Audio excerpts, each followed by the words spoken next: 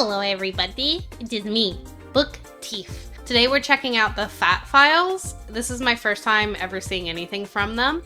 The video that we're going over today is going to be talking about Arizona tea. I know absolutely nothing about the Arizona Tea Company, besides for the fact that my mom is like obsessed with the green tea. So let's go ahead, let's jump right in and see if we can learn some stuff today. All right, this is easily the most requested business for me to look into. Today we're talking about Arizona tea, and I think the reason so many people have requested this is fairly obvious. Clearly, Arizona is up to something, selling these giant cans of tea for 99 cents, which right out of the gate feels weird, but then it gets even weirder when you realize that they've been selling that same can of tea for the same exact price since 1992. Wow, since 1992? That's crazy. Like I said, my mom's like obsessed with the Arizona tea, but I've never paid attention to how much they are because like, I don't drink them. That's crazy. 1992, that's like older than me. Inflation has gone up 124% since then, meaning that if they just wanted to maintain everything, that can of tea should cost at least $2.24. Okay, bear in mind, we live in a world where as of 2021, the Dollar Tree is now the $1.25 tree. Okay? Yeah. The only other product that is sacred is the Costco $1.50 hot dog. And to make that even all glory to the Costco hot dog. All glory. Kind of feasible, Costco had to go out and buy 2 hot dog making factories, and they still lose money on it. Okay, the only reason Costco is staying in business is because they make so much money on all the other things they sell, they can just afford to take a loss on the hot dog, which makes the Arizona tea can absolutely insane because it's the equivalent of Costco only selling hot dogs. They have to be losing money. It doesn't even seem feasible. They're clearly up to something, and we're gonna get into it right after a word from our sponsor. This video is He's like, turns out that they're a money laundering scheme. All right, our story begins with the owner of Arizona Tea, John Voltaggio. In the 1970s, he was a truck driver for an alcohol distribution service. Essentially, he was driving a truck around the city, and he would deliver all the alcohol to convenience stores and gas stations, and he did that. He was definitely somebody's favorite guy for that job. Somebody was like, I love seeing him coming. For years. After doing this for years, him and his co-worker John Farolito decided they're going to start their own distribution service. However, as I'm sure you can imagine, that's a very tough business to get into, and initially the only clients that they could get were all the convenience stores and gas stations on the sketchy part of town that nobody else wanted to deliver to, but they did it anyways. Then after they had a fairly successful distribution service, they figured, hey, we're already carrying all these different types of beverages to deliver them to all the convenience stores, and we have those relationships. What if we started our own brewery and started making our own alcoholic beverage, and then we could just have one more product to be able to offer all these clients? So they did, and that was fairly successful also. So now that they have their own alcohol, they have to figure out how to market it, and this is where John Voltaggio really figures out how to market a product, and he looks around at all the other successful products in the alcohol market in the 1980s. And let's just call a spade here. The 1980s is the pinnacle of the sleazy advertisement era. Okay? I mean, we've got Camels trying to sell children-flavored cigarettes. Oh, We've got every alcohol company on the planet desperately trying to convince you that if you drink fucking Bud Light or Coors Light or whatever, a supermodel is going to be attracted to you and your beer gut. So John if I drink this, I'm going to find me a wife. Learning how to market a product, he's like, okay, step 1, make it cool. Step 2, have a supermodel with huge cans promote it. Easy. There you go. They then proceed to name their beer Midnight Dragon, which is the coolest fucking name for a beer I've ever heard, and this is honestly, who needs any kind of advertising when you've cornered the market on the name like that? In 2024, if you adjust for inflation, it had to have been way cooler back in the 1980s. I mean, even today, that's a brilliant name. Imagine going over to your buddy's house, he opens up the fridge. Oh, what did you want to drink? We've got Miller Lite and Midnight Dragon. Dragon! I mean, at that point, you can literally be a Miller Lite guy, and you're still gonna try at least one Midnight Dragon. For sure. You have to. So, step 1, make it cool. Check. Step 2, make it sexy, right? Sex sells. I present to you their first ever advertisement, a beer poster of a model in red lingerie holding a 40 of Midnight Dragon with a straw with the caption, I could suck on this all night. Damn! The fact every man or like person who's attracted to women are like instantly buy it. I must have it. that it's a 40 is just completely outrageous. Like, the notion that anyone in the history of mankind has ever been drinking a 40 while simultaneously also concerned about smearing their lipstick is just completely unhinged. Like, I need a part 2 of this beer advertisement. I know that straw doesn't reach the bottom of that 40. What happens when the straw doesn't reach anymore? Do you just throw it away and get another 40? Or are you going to be so drunk off the first 20 ounces you're not going to care about your lipstick anymore? The second one. After you've had a couple drinks in you, you don't care about what you look like anymore. Ask anybody that's been to the club. After a couple drinks in me, I don't care what I look like. I'm here for a good time. I'm sorry, I'm getting sidetracked. Anyway, so this goes on until like 1990, and John Voltaggio, while he's delivering beer one day, there's another distributor there, and he's actually dropping off a bunch of Snapple. And John Voltaggio is just like captivated by it because it's the middle of winter. Why on earth would anybody be drinking iced tea in the middle of winter? It doesn't make any sense to him, but apparently a bunch of people enjoy it, so he's like, that's it. I'm gonna start selling tea. So the first Honestly, I understand that like idea because I'm an iced coffee girly and it doesn't matter what season. It could be like negative like 20 below and I'll have an iced coffee. thing Don has to figure out is the proposition, right? Why would anybody drink his tea over Snapple? Snapple's already an established brand. So he starts to thinking on how he's going to set himself different, how he's going to set himself apart, how he's going to be better. Now, I'm just guessing, but I'm assuming at this point he refers back to all of his experience, all of his knowledge, all of the lessons that he's learned from marketing and distributing beer over the past decade. And when you distill all that knowledge down, he knows that you have to make it cool and you have to make it sexy, right? Because sex sells. The problem is iced tea isn't exactly an adult beverage. There might be a lot of kids drinking this beverage too and having can't make it sexy. It's an iced tea. My grandma drinks that. some model with huge cans marketing it might be a little aggressive for something Yeah. that children might be drinking, Yeah. and then it hits him.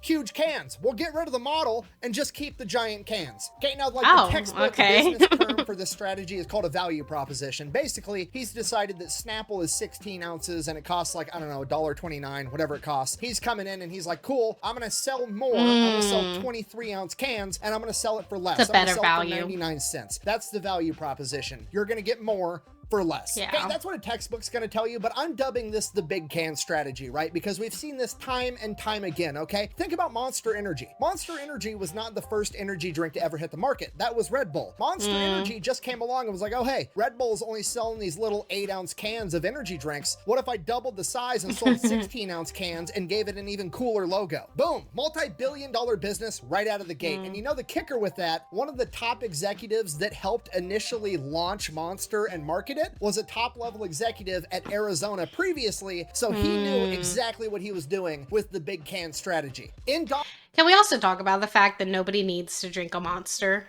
Like the size of them. And I know people who drink multiple Monsters a day.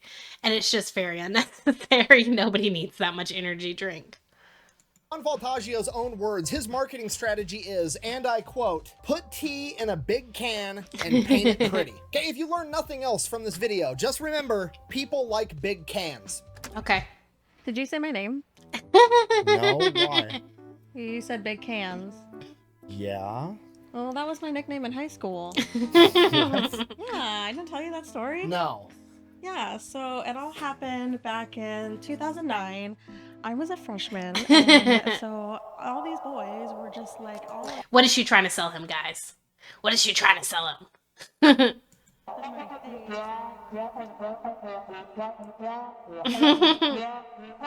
face. Me too, buddy. Me too. Sorry, what? Are you paying attention? Yeah. No, I heard all of it. Okay.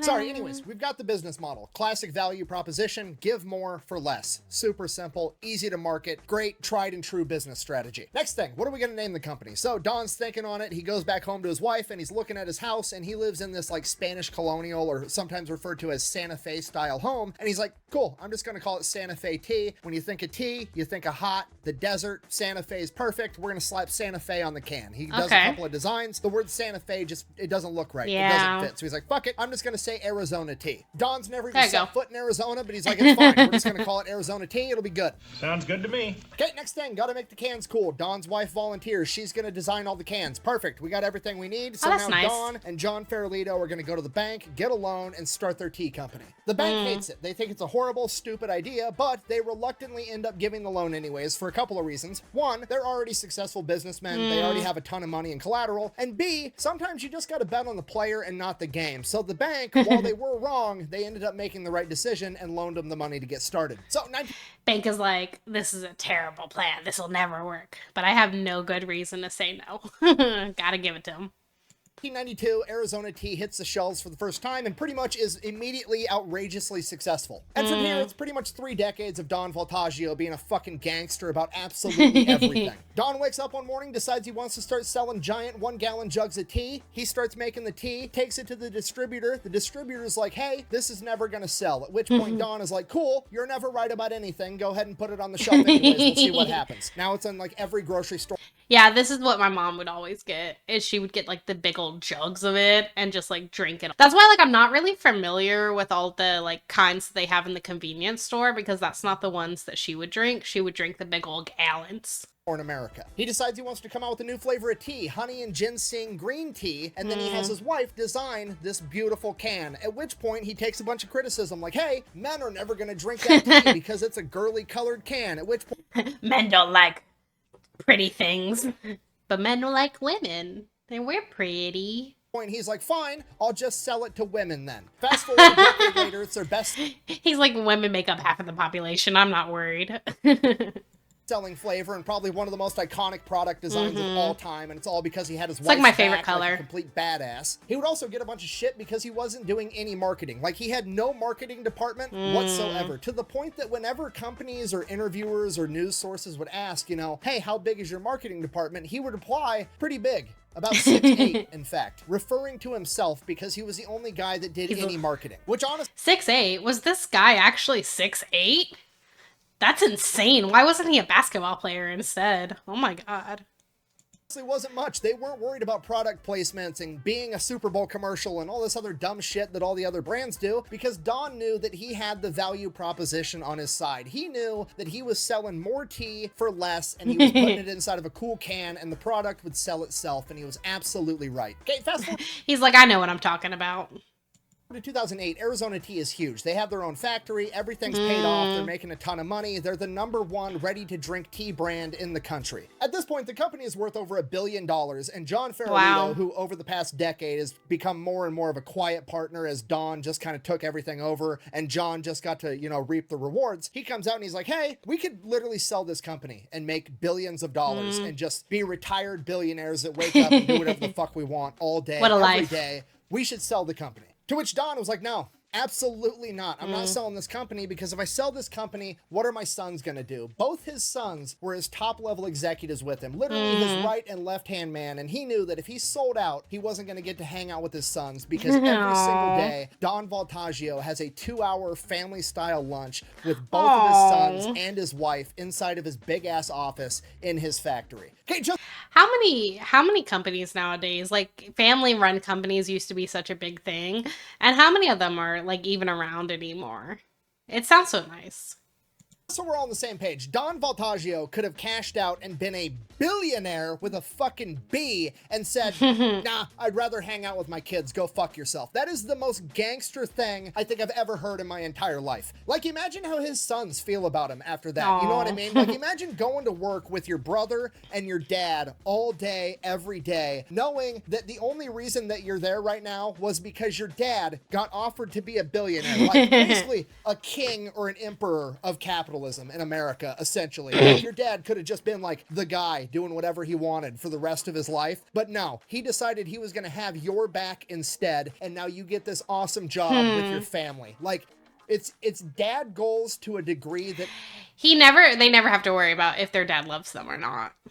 Must be nice. I didn't even know existed. So this obviously leads to a little bit of a falling out between Don and John. John obviously wants to sell. He wants to take his money and run, which kind of understandable. So he's like, you know what? Fine. Don, you keep your half of the company. I'm going to take my half, and I'm going to go sell it to some investment firm or something, and I'm going to get my money, and I'm going to retire. To which John Voltaggio is like, no, you're not. Absolutely not. You are not about to sell half of my company to some investment firm that's going to want to take it public, and then an army of MBAs is going to march in here and try to tell me how to run my business that I built from the ground up, when none of them have accomplished anything at all. Okay, I'm worried about taking care of my employees and my family and putting a lot of tea in pretty cans, and these MBAs are going to march in here and they're going to be worried about one thing, and that's getting a return on their investment, which is a fancy way of saying they're trying to make money for doing fucking nothing. So Don and John go to court and battle it out for the next 8 years. They reach a confidential agreement outside of court. Nobody knows what it was. Nobody knows the terms. Nobody really knows what happened. All we know is that John got paid out $1 billion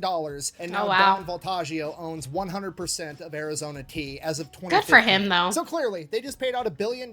It's been 23 years. They have to raise the price of the tea, right? Absolutely not. Don is 100% against it, and he's going to do anything and everything he can to not raise the price of the 99-cent can. What on earth could his reasoning possibly be? You know, I'm just going to let him tell you. Why not increase the price and therefore increase the profit?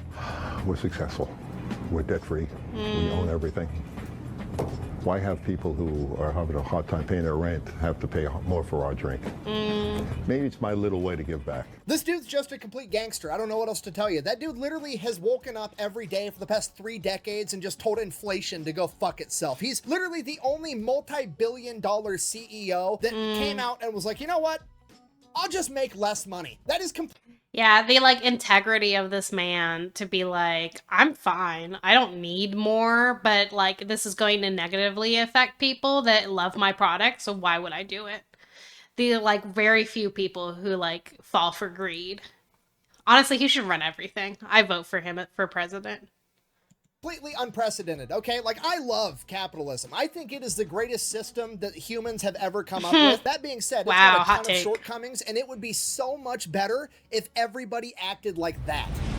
Buh! This is all a complete lie because last time I saw one at the gas station, it was over $1. Buh! Yeah, that does happen. That's actually the local store that you're at, Yeah. marking the price up higher than MSRP. Arizona Tea still sells their product below $1 and recommends that they sell it for 99 cents. If other companies raise it more than that, Arizona can't really do anything about it. So yeah, if Yeah. you're not picking up what I'm putting down, I'm trying to tell you that your local convenience store is scalping tea.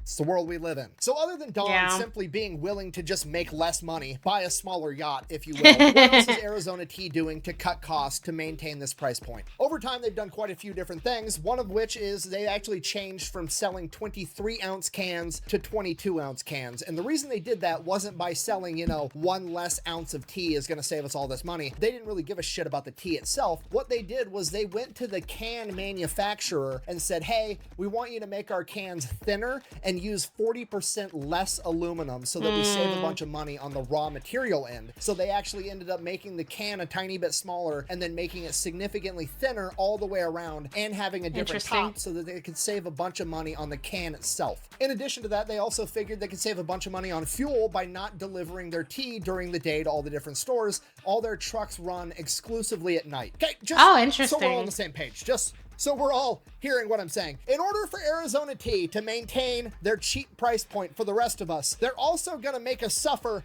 by reducing the amount of traffic. This might be my favorite company on the planet. They need to add that to the marketing, honestly. Big cans, pretty, there's less fucking traffic, okay? It's a trifecta. Okay, do you understand how crazy that is? Like, before, they were just saving you money. But now, in order to keep saving you money, they're also being forced to save you time, okay? It violates the laws of physics somehow. It has to. They're just like all around great people. They're like, oh my goodness, we're gonna just make your day. Too. Damn, Neil deGrasse Tyson! How are you doing that? It's physics, Terry. It's physics. This is my new favorite company. Okay, I don't even drink Arizona Tea. I'm starting today. Okay, that's it. Right. That's all I got. I thought for sure Arizona Tea was going to be up to something like every other company I look into, but no, they're not up to anything nefarious. They're not secretly being funded by the government. It's just Don Voltaggio, the owner, woke up every day for 30 years and decided to be a fucking badass. When they told him his 1-gallon jug of tea idea was dumb and it wasn't going to work, he said, cool, I'm going to go ahead and sell it anyways. I And do it what I worked. want. He believed in himself. When his wife designed this awesome can and they said, nobody's going to buy it because it's girly, he said, cool, I'm going to sell it anyways. He believed in his wife and he was a good husband. When it came time to sell out, retire, and be a billionaire, he said, but then I'm not going to get to hang out with my sons. He had his kids back. He was a good dad. And when the time came to raise prices because everybody else was doing it, he said, nah, I don't need to make more money. I'll just make less. He was a good person. And despite all of that, despite the fact that he did everything wrong and he put money last as the business owner and the guy running the show, he still ended up being a billionaire worth over $6 Wow. billion. And more importantly, he gets to have lunch with both of his boys every single day, which is Aw. something I don't think any other billionaire can say. And in a lot of ways, that probably makes him the richest man on earth. So in my opinion, that's the key to Arizona Tea's success. Don't chase the money, chase the goal. The Yeah. money will come after. Even if the goal is something as simple as putting a lot of tea in a big can and making it pretty. Thank you for watching. Best way to support the channel is go buy some. Wow. I don't really drink. Like I said, I don't drink Arizona tea. Like, the only memories I have it is of my mom just absolutely like chugging it in the gallon-sized one. But like, this makes me want to go out and buy some Arizona tea. Well, I hope you guys enjoyed that as much as I did. And I'll talk to you guys later. Bye!